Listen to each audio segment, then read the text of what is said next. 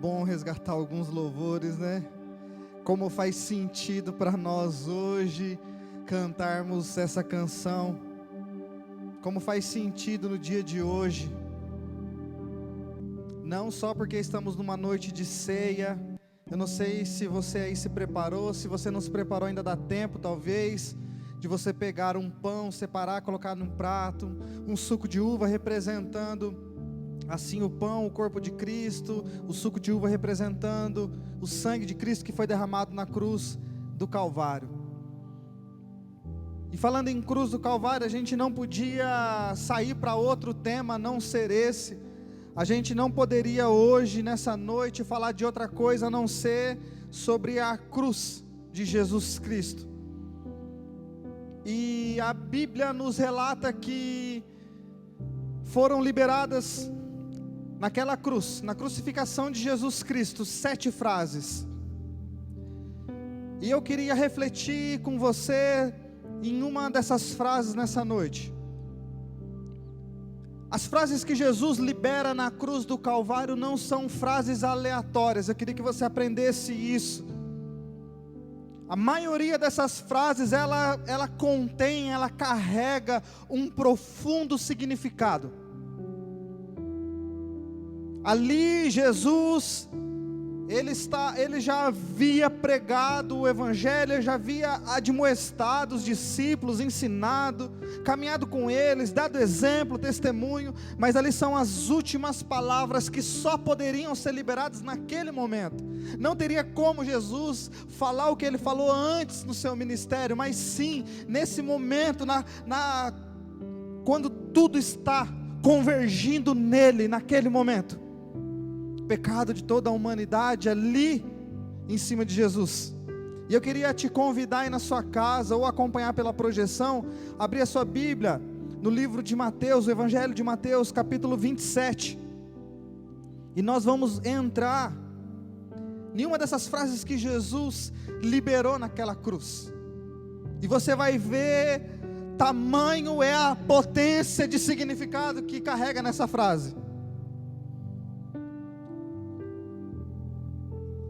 Mateus 27, verso 35.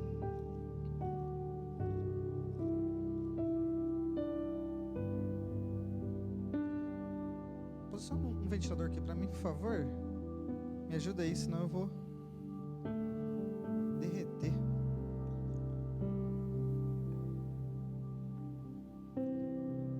Obrigado, meu irmão.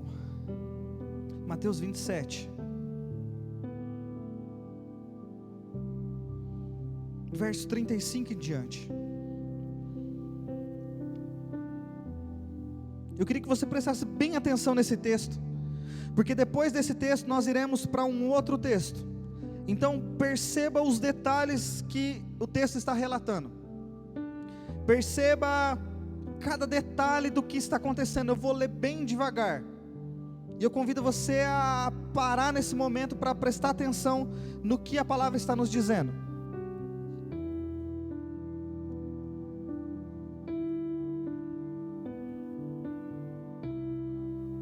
Vou ler aqui na minha Bíblia mesmo. Depois de o crucificarem, repartiram entre si as suas vestes, tirando sorte, e assentados ali o guardavam. Por cima de sua cabeça puseram a escrita a sua acusação: este é Jesus, o Rei dos Judeus. E foram crucificados com ele 2 ladrões, um à sua direita, outro à sua esquerda.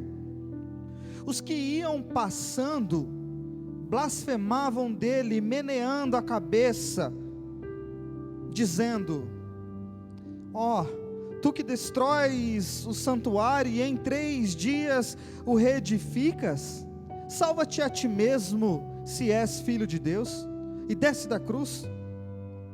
De igual modo, os principais sacerdotes com os escribas e anciãos, escarnecendo, diziam: salvou os outros e assim mesmo não pode salvar-se.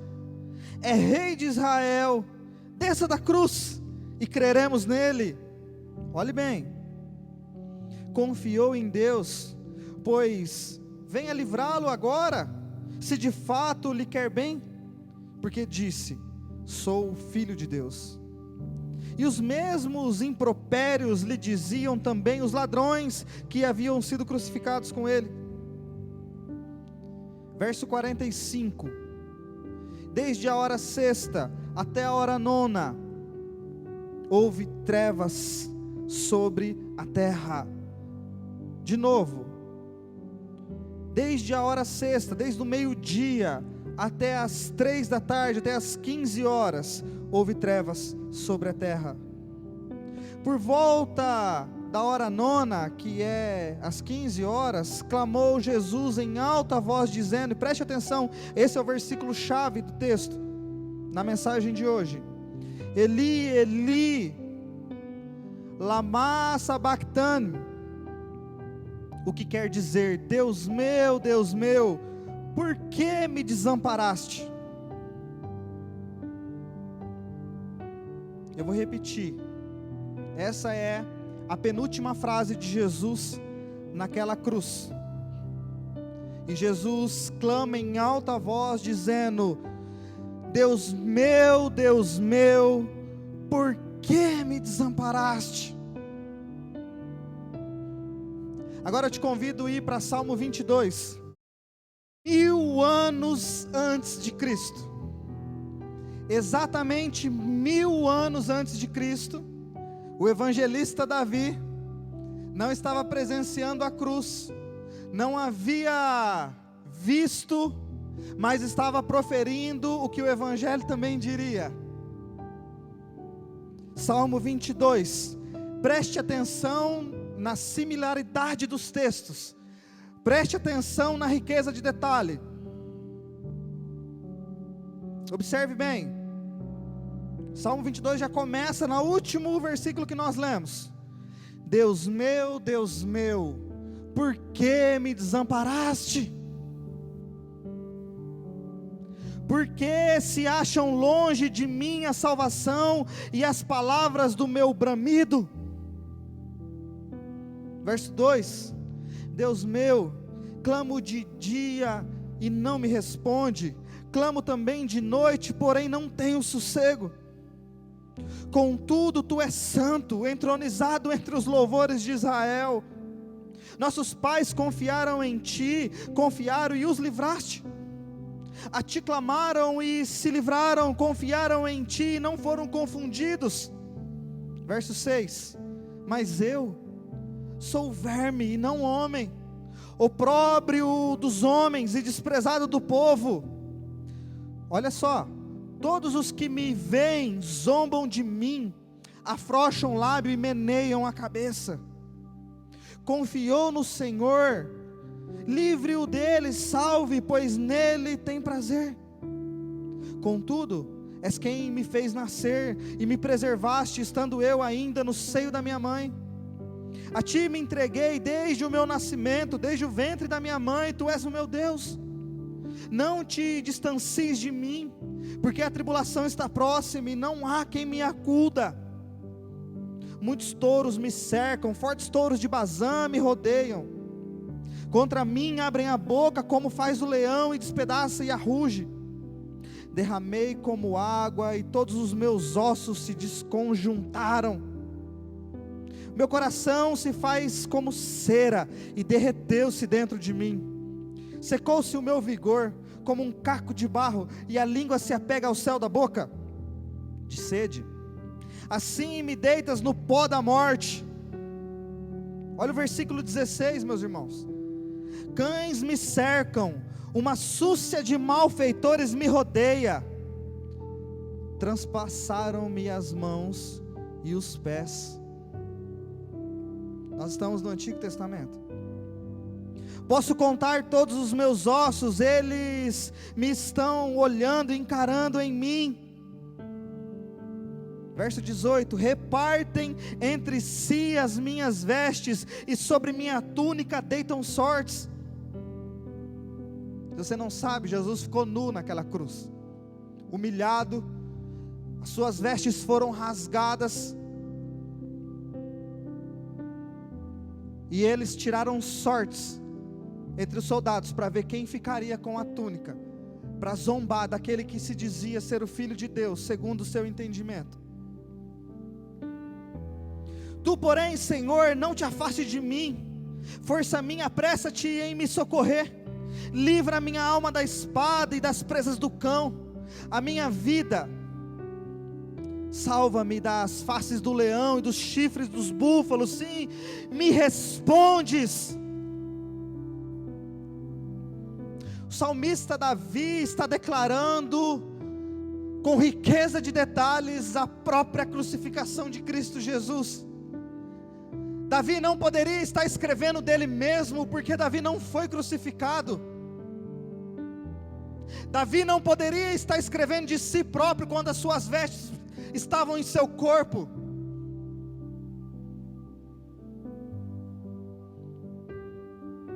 Não teve as suas mãos furadas, não teve os seus pés furados. Mas a mesma declaração, é a mesma declaração de Davi: Deus meu, por que me desamparaste? Cantar-te-ei louvores no meio da congregação. Vós que temeis o Senhor, louvai, glorificai vós todos, descendência de Jacó, reverenciai vós todos, posteridade de Israel. Pois não desprezou, nem abominou a dor do aflito, nem ocultou dele o rosto, mas o ouviu quando lhe gritou por socorro. De ti vem o meu louvor, na grande congregação, cumprirei os meus votos, na presença dos que o temem.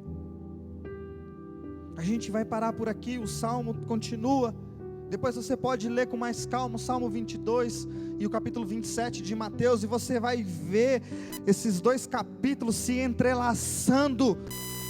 Detalhe, 1000 anos de distância estão interligando esses dois textos.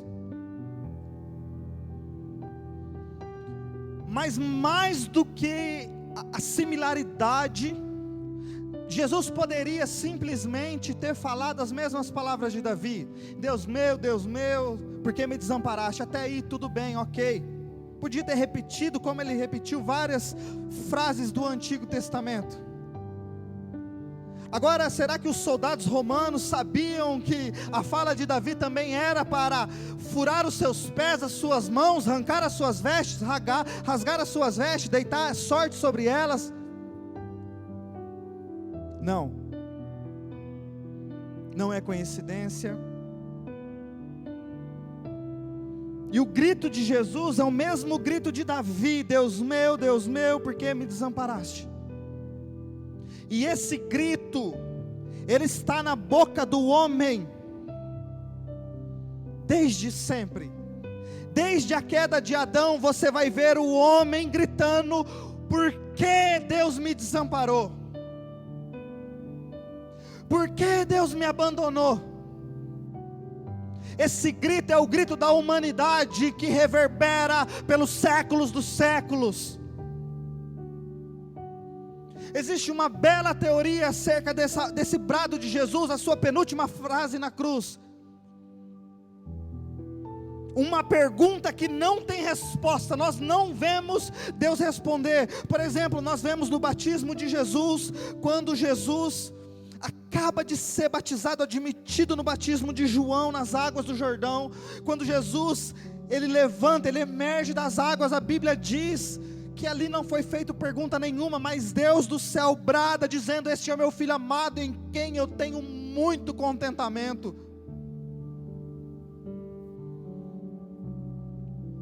Não foi uma pergunta, foi do coração de Deus responder, mostrar para os homens que estavam ali ao redor, os discípulos de João, mostrar para a terra quem era aquele homem que estava sendo batizado naquele momento.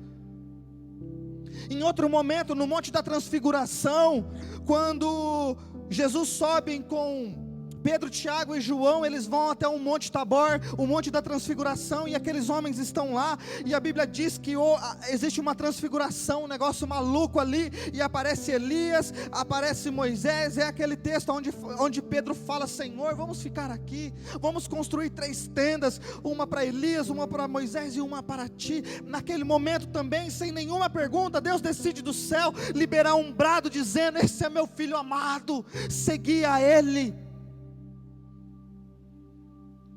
Mas a penúltima frase de Jesus, os seus últimos momentos aqui na terra, como homem, é uma pergunta que não tem resposta. Nós não vemos em nenhum momento ali, não há relato de que Deus naquele momento disse: olha, esse é o meu filho. E essa pergunta você vai encontrar na Bíblia várias vezes. Talvez é uma pergunta com uma certa indignação, com um certo desespero, por estar sendo desamparado. É a pergunta que eu e você, meu irmão, nós fazemos quando nós estamos passando nas mais profundas aflições. Por exemplo, você vai ver Gideão falando a mesma coisa. A Bíblia diz que o Senhor se achega até Gideão, dizendo: e aí, Gideão, como é que vai as coisas? Essa aqui é a minha versão, tá? E aí, Gideão, como é que vai as coisas? E Gideão chega e fala assim: Senhor, como vai as coisas? Do que são feitas as tuas maravilhas?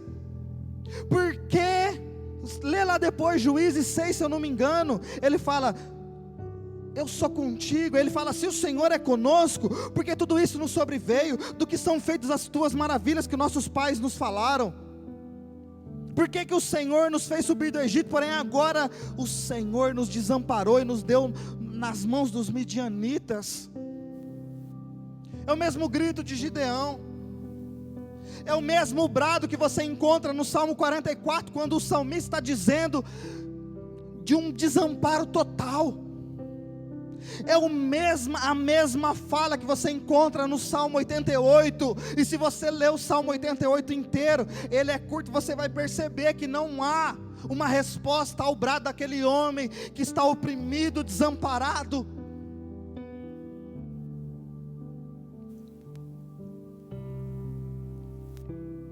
E existe uma bela teoria acerca por que Deus não respondeu Jesus naquela cruz. Eu sempre aprendi assim, de que como Jesus naquele momento estava se fazendo maldito em nosso lugar, o pecado de toda a humanidade estava recaindo sobre Jesus, e naquele momento a unidade estava sendo quebrada. Eu sempre aprendi assim, e até em partes, em termos, eu concordo com essa aplicação. Mas a Bíblia diz em 1 Coríntios que na cruz Deus estava com Jesus, reconciliando o mundo consigo. E aí nos causa um problema, como nós vamos dizer que a comunhão de Deus Pai com Deus Filho é quebrada na cruz, se 1 Coríntios está dizendo para mim e para você, que Deus estava com Cristo, estava em Cristo, reconciliando o mundo consigo.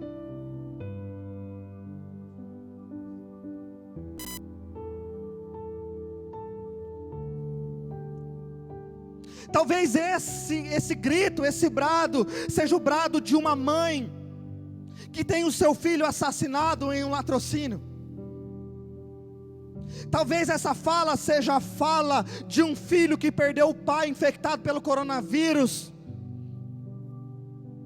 Talvez essa seja a fala de uma mãe que perdeu a sua menina depois de ela ser violentada e morta. Talvez essa seja a fala de um pai que perde um bebê aos 3 anos de idade, como nós vimos aqui esses dias, há poucos dias atrás. Aqui na Saúl Euquinde, a criança desgruda da mão da avó, e por uma fatalidade, por uma infelicidade, aquela criança corre para o meio da rua, o carro vem, sem intenção nenhuma, e acaba atropelando uma criança de 3 anos, a 300 metros de nós aqui. Talvez essa seja a fala daquele pai, daquela mãe que perde uma criança de 3 anos. Talvez essa seja a fala que nós estamos declarando nesse tempo. Já são mais de 100 mil mortos pelo coronavírus no mundo. Pare e pense. Você acha que no meio desses 100 mil não houveram vários cristãos que foram contaminados e infelizmente chegaram à morte?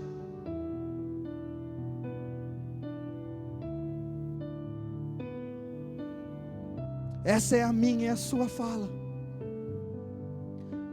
Mas talvez não seja a fala de alguém que esteja blasfemando, talvez não seja a fala de alguém que está murmurando, talvez é a fala de alguém que depositou toda a sua confiança em Deus. Talvez essa seja a fala de todos os tempos, de homens e mulheres que não confiaram em carros, em cavalos, mas confiaram somente no Senhor. E se em algum momento da sua vida você também disse: meu Deus, parece que essas coisas só acontecem comigo, parece que existem momentos que Deus não me responde. Eu gosto de pensar que a penúltima frase de Jesus liberada naquela cruz, ela carrega um sentido profundo, de que Jesus, como representante da humanidade, agora o último Adão, como diz Paulo em Romanos, como o representante da humanidade, nem em todos os momentos a pauta de Deus não se pauta apenas nesta vida.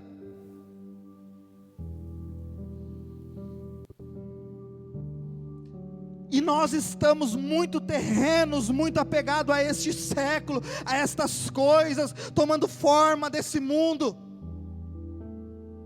E Jesus, como representante da humanidade, também vai para aquela cruz em um extremo sofrimento, dizendo: Deus meu, por que me desamparaste? Esse é o grito da humanidade que ecoa desde a queda.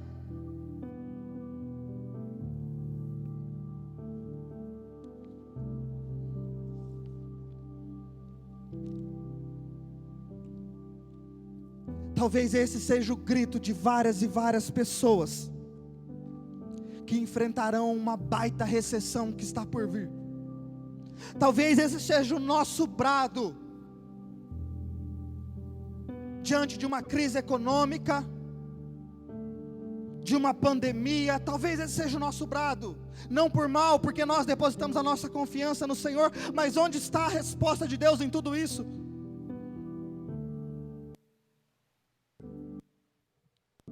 E você pode até pensar: Raoni, mas você está blasfemando contra Deus? Não. Qual é a resposta de Deus para Jesus? Será que Jesus ficou sem resposta?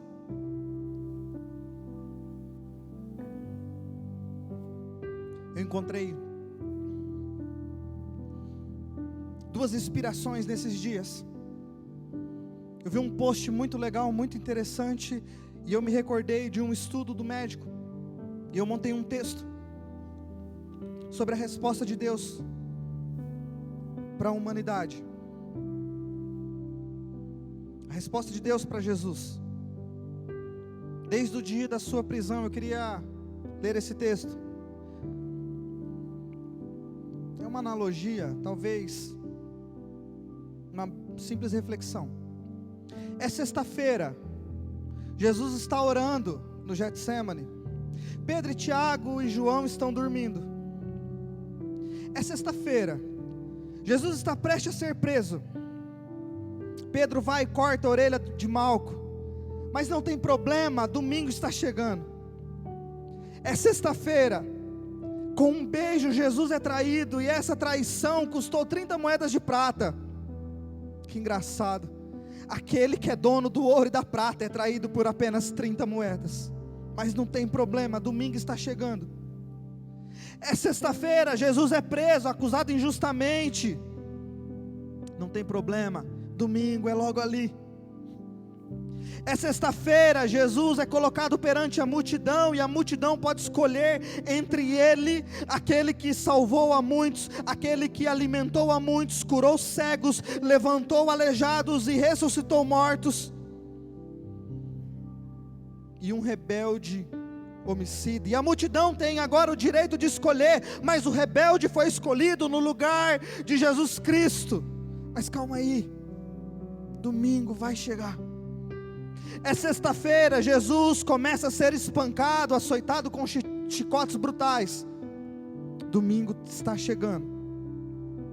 É sexta-feira, após horas de tortura injusta e desumana, aliás, tortura que era para mim e para você, Jesus suporta sem abrir a sua boca, e como ovelha muda, está no matadouro. Mas calma um pouco aí, domingo vai chegar. É sexta-feira, Jesus carrega a sua cruz por uns 300 metros, tem as suas mãos e pés perfurados por longos pregos agudos, que ferem o seu nervo mediano, fazendo-o contrair de dor. Mas espera um pouco, domingo está chegando, é daqui 2 dias. É sexta-feira, após horas de muito sofrimento, após o seu pulmão estar sendo contraído, o ar mal consegue entrar, muito menos sair. Jesus precisa falar. Algumas de suas frases vão ecoar por toda a eternidade e vão ser carregadas de um profundo significado e sentido. Mas cada vez que Jesus vai falar, ele deve se apoiar nos pregos dos pés e levantar, e assim recobrar o ar, e então poder falar o que ele quer falar. São 7 frases ditas na cruz, mas ele suporta tudo isso com uma única esperança, de que domingo está perto. É sexta-feira, Jesus quer falar, e de repente vem uma pergunta: Deus meu, por que me desamparaste? Mesmo assim, Jesus não desiste de cumprir o seu propósito. Jesus está indo até o fim, porque ele sabe que domingo vai chegar.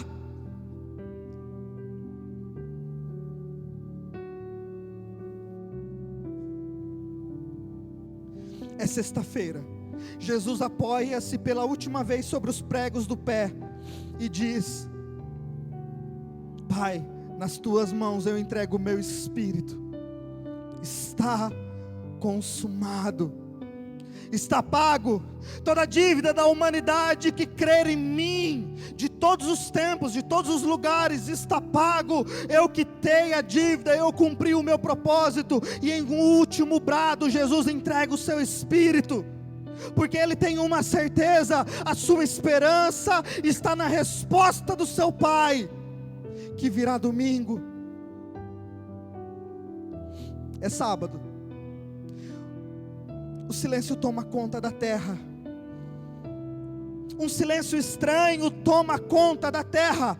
Após 3 horas de trevas, após o sol ter mudado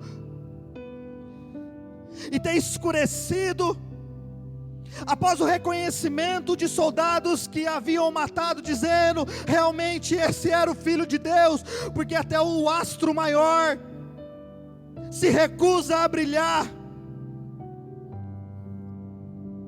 E no sábado, um silêncio toma conta da terra. Mas vamos lá, é o dia do descanso. Jesus está descansando, é o Shabá. Domingo chega, e a resposta de Deus vem para Jesus e para toda uma humanidade que grita: Deus meu, por que me desamparaste?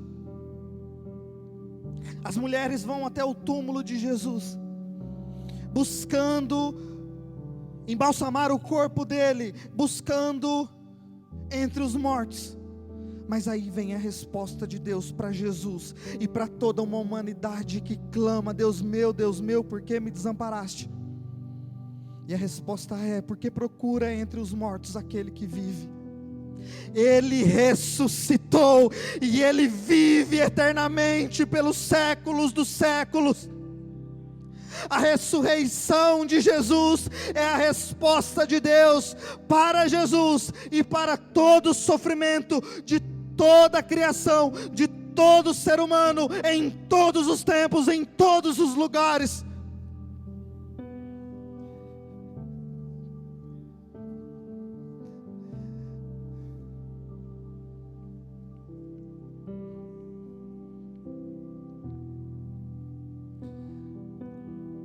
A mesma resposta que Jesus obteve de Deus, que foi a sua ressurreição, é a mesma resposta que Deus nos dá. É a mesma resposta que Ele nos traz. É o terceiro dia, é o domingo, é onde Ele ressurge dos mortos.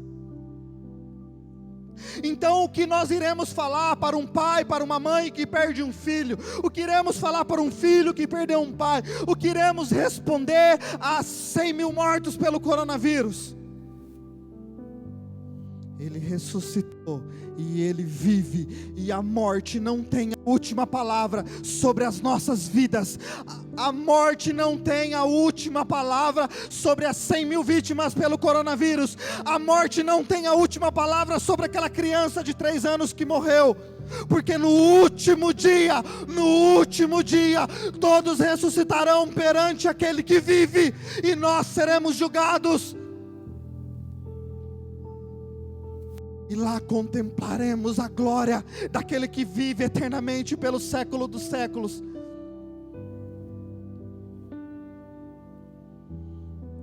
A mesma resposta está, a resposta de todo sofrimento está na ressurreição de Cristo Jesus. Por isso nós devemos cada vez mais tirar o nosso foco desta terra e focar na esperança da glória, na esperança que está baseada, firmada sobre a ressurreição de Cristo Jesus. É por isso que você vai ver vários dos seus mártires, os mártires da igreja, iam para a crucificação rindo, louvando, adorando, agradecendo, porque eles criam na resposta de Deus para este desamparo.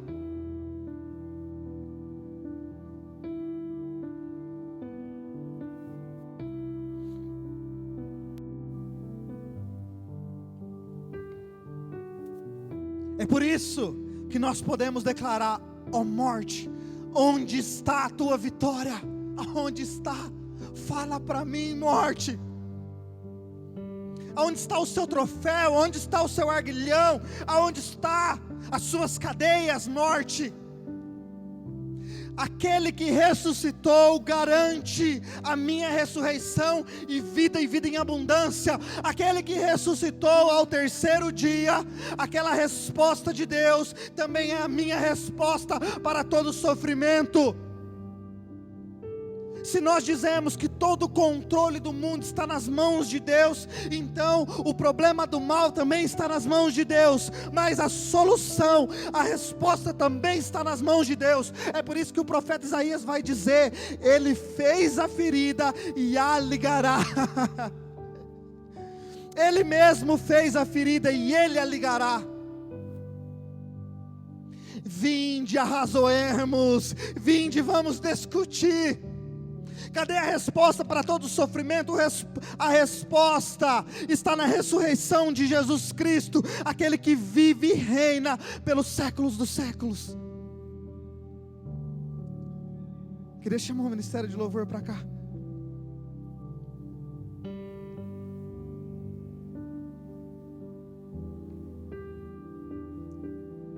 Para nesse momento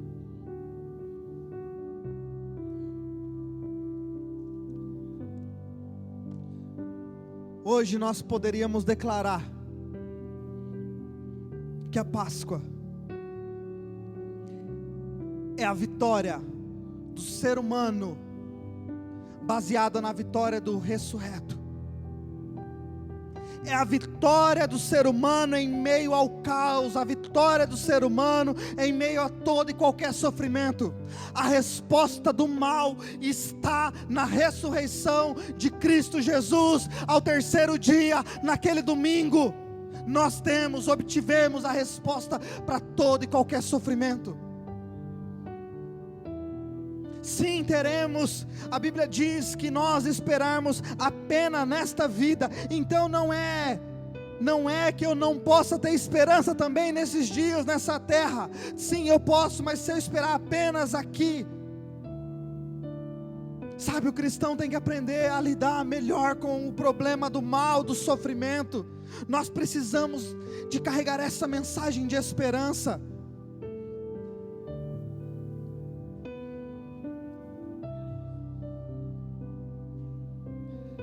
porque a resposta nos foi dada, e a resposta é Cristo Jesus, ressurreto, vivo eternamente. Entenda uma coisa, meu irmão, minha irmã, assim como Jesus Cristo não ficou sem resposta, nós também não ficaremos. Baseado na sua ressurreição, baseado na ressurreição de Cristo Jesus, se Ele venceu, nós venceremos também. Se Ele venceu a morte, nós venceremos também. Nós, os que cremos, não estamos mais sem resposta. O sofrimento, o meu e o teu sofrimento, não está passando despercebido aos olhos de Deus, assim como Ele olhou para Jesus, e naquele momento Ele permitiu que aquele sofrimento viesse sobre o Filho, para que o unigênito se tornasse primogênito. Até a crucificação você vai ver na Bíblia que Ele era o unigênito, mas após a sua morte, após o cumprimento do seu propósito, Ele se torna o primogênito de muitos e muitos irmãos. E agora nós temos a adoção de Deus, e temos agora Deus Pai como nosso Pai, e nós somos os seus filhos, e Jesus como primogênito de Deus, como nosso Deus também. Último brado de Jesus,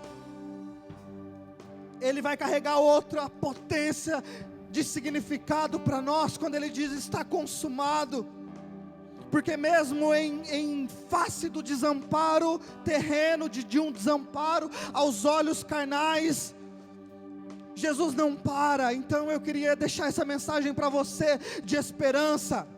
Não pare em face do sofrimento, porque Jesus não parou, Ele continuou. A Bíblia diz que Ele, em um suspiro, juntou todas as suas forças, apoiou sobre o prego dos pés. Jesus não conseguia falar, porque as suas mãos, o seu corpo estava todo deslocado. A Bíblia diz que nenhum osso se quebrou, mas as juntas do braço, do cotovelo, do ombro de Jesus, todas foram deslocadas. Tamanho era o peso do seu próprio corpo. As suas forças já estavam se esvaindo, e cada vez que Jesus iria falar, Ele tinha que se apoiar sobre o prego dos pés, respirar, retomar o ar e falar. Essas frases não são aleatórias, essas frases nos impulsionam, elas estão carregadas de um profundo significado teológico de vida.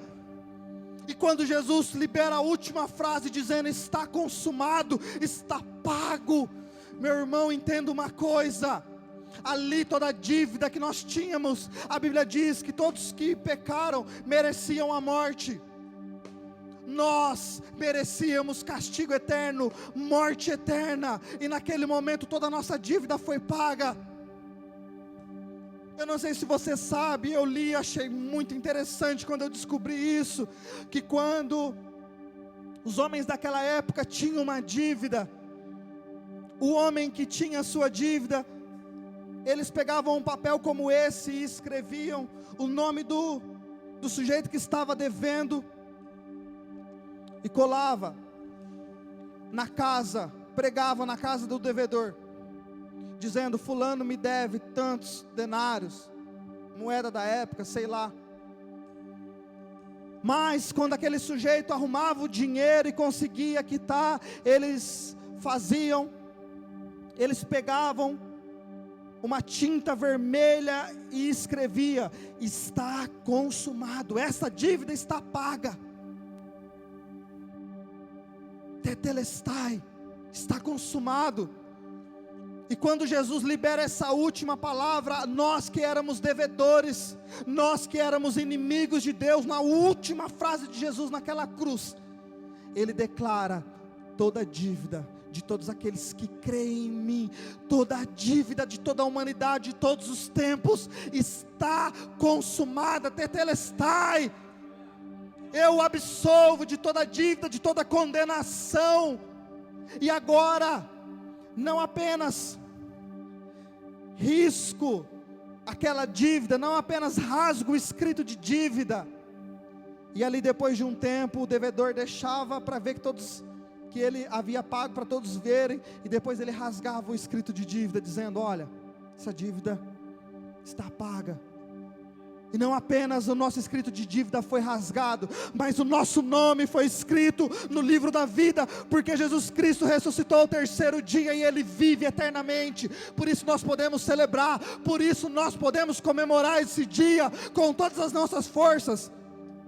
Não é porque nós não estamos em um prédio que nós não iremos comemorar, ainda que não exista igreja na face da terra, ainda que não exista esse prédio, a igreja pode ainda assim comemorar, com toda alegria, baseada na ressurreição, baseada no que aconteceu naquele domingo. E eu queria te convidar nesse momento, meu irmão, você que preparou a ceia aí no seu lar, a separar esse momento em memorial desse dia. A nossa memória, ela faz menção justamente do dia da crucificação de Jesus. O pão representando o seu corpo moído naquela cruz, o vinho ou suco de uva representando o seu sangue que foi vertido, sangue puro. Então nesse momento aí no seu lar, eu queria que você pegasse um pão, um copo ou um cálice com um suco de uva, para que a gente nesse momento pudesse ceiarmos juntos. Seja online, a gente pode estar do outro lado do mundo, a gente pode estar em qualquer lugar. É um memorial de reconhecimento, quando nós estamos aqui participando do momento do pão e do vinho, do suco de uva, nós estamos declarando: Deus, a minha confiança está em Ti. Eu me lembro, eu não me esqueci do sacrifício que você e o seu filho fez naquela cruz. Você entregando, Deus, o Senhor entregando o seu filho para morrer em meu lugar. Eu não esqueço, Jesus, que um dia o Senhor